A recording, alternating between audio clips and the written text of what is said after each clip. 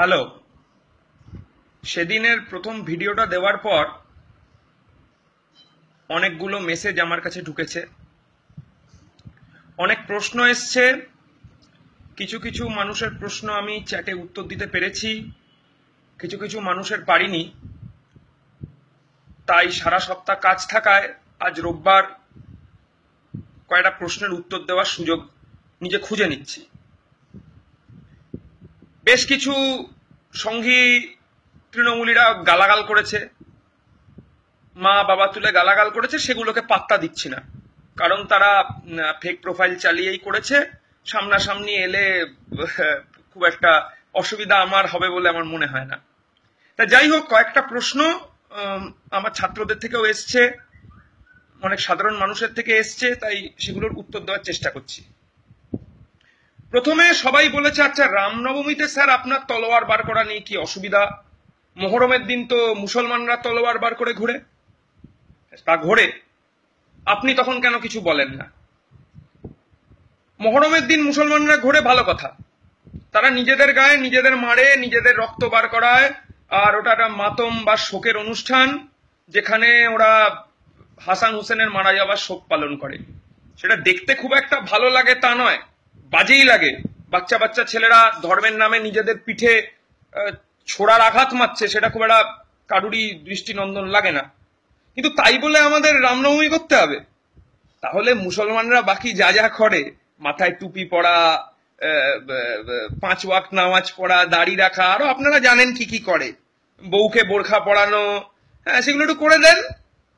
যে হিন্দু বীর বলছেন যে মুসলমানরা তলোয়ার নিয়ে ঘরে, আমরাও বেরোবো, তাহলে মুসলমানরা চেষ্টা করে, কট্টর মুসলমানরা, কাঠমোল্লারা তাদের বউদের বোরখা পরাতে, আপনি একটু চেষ্টা করে দেখুন নিজের বউকে বোরখাটা পরানো, তারপরে মার খেলে কিন্তু আমার কোনো দায়িত্ব নেই। এক। দুই হচ্ছে, বাঙালি হিন্দুদের কি কোনোদিনই কোনো অস্ত্র দেখানোর বা অস্ত্র খেলার অনুষ্ঠান ছিল না? বটেই ছিল। যারা গ্রামের দিকে কখনো একটু থেকেছি বা দেখেছি, চড়কের মেলায় সাধু সন্ন্যাসীরা এরকম খেলা দেখাতো, লাঠি খেলা, তলোয়ার খেলা, কিন্তু কিন্তু সেইটা সম্ভব নয়। সেইটা তো অন্য কাউকে দেখানোর জন্য হয় না, সেইটা নিজেরাই সাধু সন্ন্যাসীরা কষ্টের মাধ্যম দিয়ে স্বর্গ লাভ করার চেষ্টা করে। তা সেইটার সাথে তো আর এই রামনবমীর গায়ের জোরে মন্দির এই বানায়েঙ্গে, মসজিদ তোড়েঙ্গে, এইসবের সাথে তো কোনো সম্পর্ক নেই। আর দ্বিতীয় প্রশ্ন, এটা খুব কমন এখন মার্কেটে চলছে, যে not all Muslims are terrorist but all terrorist are Muslim. মানে সব মুসলমান জঙ্গি নয়, কিন্তু সব জঙ্গি মুসলমান। আচ্ছা, তাদের বোধহয় না ইতিহাসটা পড়া কোথাও একটু গন্ডগোল আছে। মানে খুব দূরের ইতিহাস বা বিদেশের ইতিহাস নয়, আমাদের দেশের ইতিহাস। আমাদের দেশে 3 জন রাষ্ট্রনায়ক মারা গেছে, খুন করা হয়েছে। তাদের মধ্যে গান্ধীজি, যাকে মেরেছে আরএসএস; 2 নম্বর ইন্দিরা গান্ধী, যাকে খালিস্তানিরা মেরেছে; 3 নম্বর রাজীব গান্ধী, যাকে এলটিটি বা হিন্দুদের গ্রুপ ছিল তারা মেরেছে। যেমন আমরা দেখতে পাচ্ছি হিন্দুদের আরএসএস, উগ্র হিন্দু আরএসএস, উগ্র শিখ সম্প্রদায়, উগ্র মুসলিম সম্প্রদায়, মুসলিম না, মুসলিম সম্প্রদায়ের হাতে কোনো রাষ্ট্রনায়ক মারা যায়নি।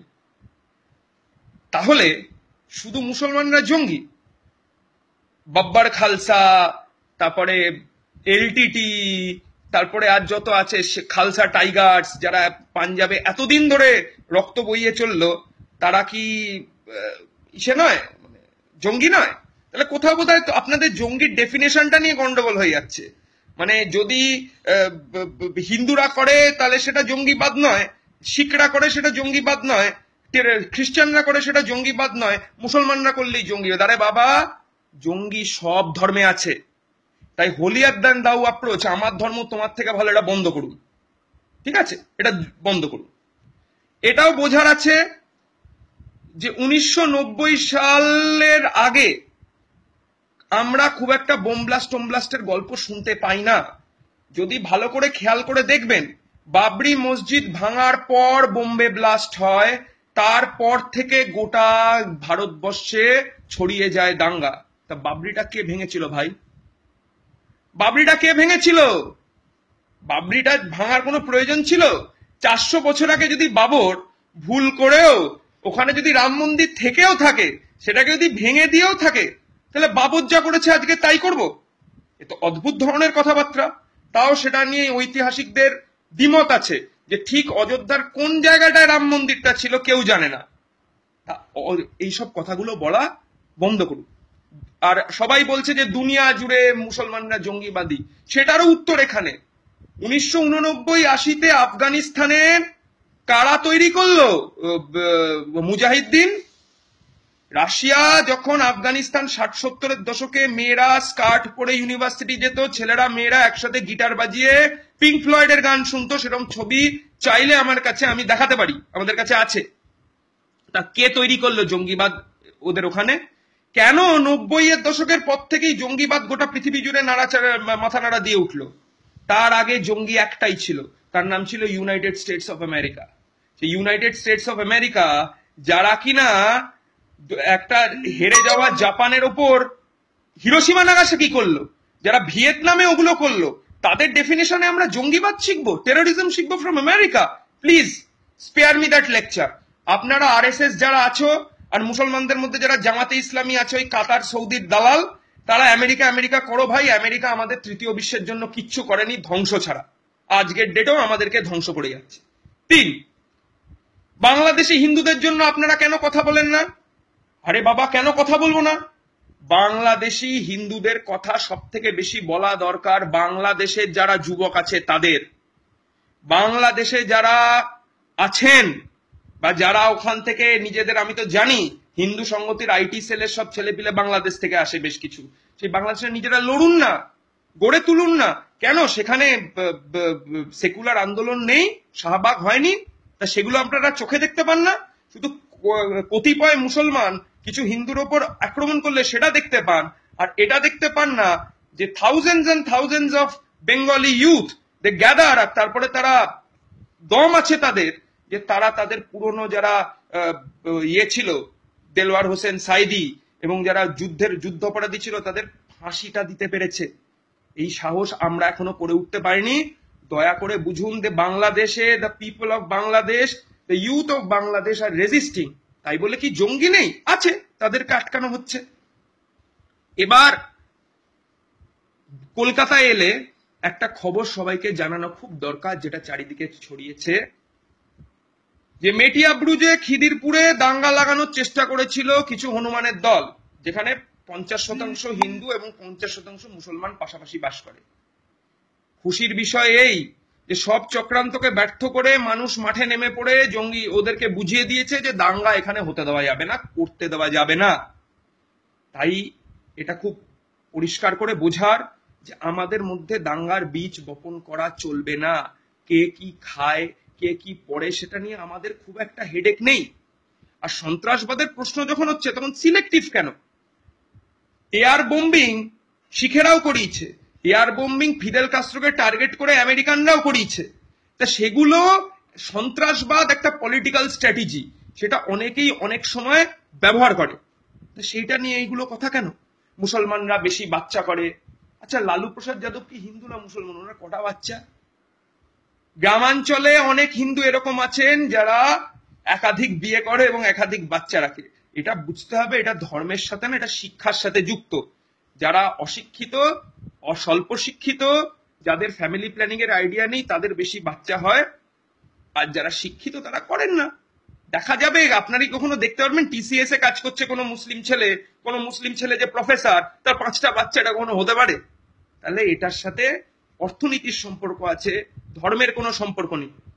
আর বারবার করে যারা বলতে চাচ্ছেন যে মমতা মুসলিম তোষণ করছে, মুসলিমদের বাড়বাড়ান্ত হচ্ছে, কি বাড়বাড়ান্ত হচ্ছে আমি তো দেখতে পাচ্ছি না। সেই টায়ার সারাতো বেশিরভাগ ছেলেরা, সেই গাড়ি চালাতো বেশিরভাগ মুসলিম ছেলেরা, তারা তো তাই আছে। শুধু মমতা ব্যানার্জি মাথায় হিজাব পরে হিন্দুদেরকে ইরিটেট করাচ্ছেন মুসলিমদের বিরুদ্ধে এবং এটা চক্রান্ত করছেন।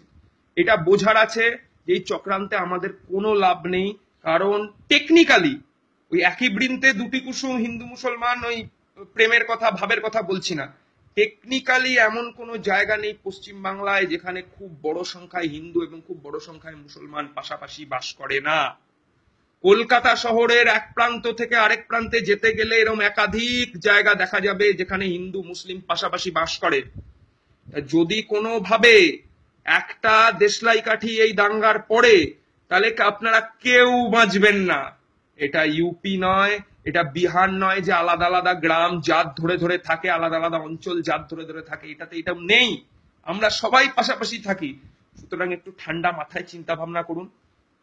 আমার শুনে খুশি লাগছে, ভেবে খুশি লাগছে যে মেটিয়াব্রুজ খিদিরপুর অঞ্চলের মানুষ দাঙ্গা প্রতিরোধে এগিয়ে এসে দাঙ্গা থামিয়ে দিয়েছেন, এবং এই অস্ত্রের আস্ফালনের ফলে বিজেপি, আরএসএস এবং টিএমসি যেটা চেয়েছিল যে ইমিডিয়েটলি হিন্দু মুসলমানের চারিদিকে রক্তাক্ত হয়ে যাবে, সেটা বাংলার মানুষ হতে দেননি। কিন্তু তাই বলে আমাদের আত্মসন্তুষ্টি লাভ করে কোনো কিছু হবে না। আমাদের সজাগ থাকতে হবে, আমাদের ক্লিয়ার থাকতে হবে যে কি করে আমরা নিজেদের দেশটাকে দাঙ্গার থেকে বাঁচাবো। এটা করতেই হবে। এটা না করতে পারলে আমাদের ইকোনমিক, সোশ্যাল সব রকম ক্ষতি, পুরো শেষ হয়ে যাব আমরা। 92 সালের দাঙ্গার আমি খুব ছোট ছিলাম, তখনও আমার মনে আছে কিছু কিছু কারফিউ আওয়াজ, চারিদিকে ভয়ের পরিস্থিতি, আমি ছোট ছিলাম, সেটা আমার পরিষ্কার মনে আছে। সেই 92 এর দাঙ্গা আর ফেরত আনা যাবে না। যদিও তাতে আমাদের পশ্চিমবাংলায় জ্যোতিবাবু মাথার উপর থাকায় বিশেষ কিছু হয়নি। এখন কিন্তু জ্যোতিবাবু নেই, এটা তো খুব পরিষ্কার। জ্যোতিবাবু না থাকায় আমাদের নিজেকেই জ্যোতিবাবুর আদর্শটাকে সামনে বা এগিয়ে নিয়ে যেতে হবে। চোখে চোখ রেখে ইসলামিক মৌলবাদ এবং হিন্দু মৌলবাদ দুটোকে কথা বলতে হবে। দেখা যাচ্ছে ইসলামিক মৌলবাদও মাথাচাড়া দিয়েছে। ইয়াং মুসলিম ছেলে মেয়েদের মধ্যে, বিশেষত মেয়েদের মধ্যে যেভাবে হিজাব বোরখার প্রচলন বাড়ছে, সেটা খুব আতঙ্কের। যেভাবে ইয়াং ছেলেদের মধ্যে টুপি দাড়ির বাড়ছে, সেটাও আতঙ্কের। তাই বিশেষত যারা মুসলিম যুবক আছে তাদের বলবো, তোমরা তোমাদের জায়গা থেকে মৌলবাদটাকে বার করে আনার চেষ্টা করো। এবং যারা আমাদের মতন হিন্দু ঘরের, হিন্দু নামের যুবক, আমি নিজেকে হিন্দু মনে করি না, জন্মেছি হিন্দু ঘরে, তারা তাদের থেকে বের করে আনার চেষ্টা করো। ইমিডিয়েটলি যদি এটা না করা যায়, তাহলে সামনে খুব খুব খারাপ সময় আছে। আর সবাই সজাগ থাকো, কেউ গুজবে কান দিও না, গুজব ছড়িও না, এতটুকুই আমার বলা। ধন্যবাদ।